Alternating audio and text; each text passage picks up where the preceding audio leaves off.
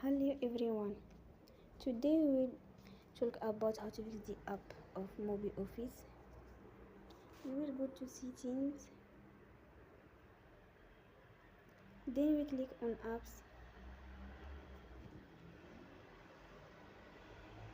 After that you will search the app MobiOffice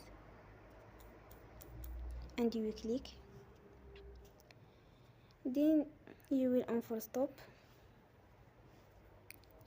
After that you will go to storage.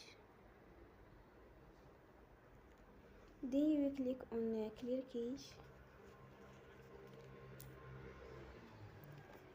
In the end you will turn off your Wi-Fi and you will turn again. Don't forget to support us by like and subscribe. See you next time and thank you for attention.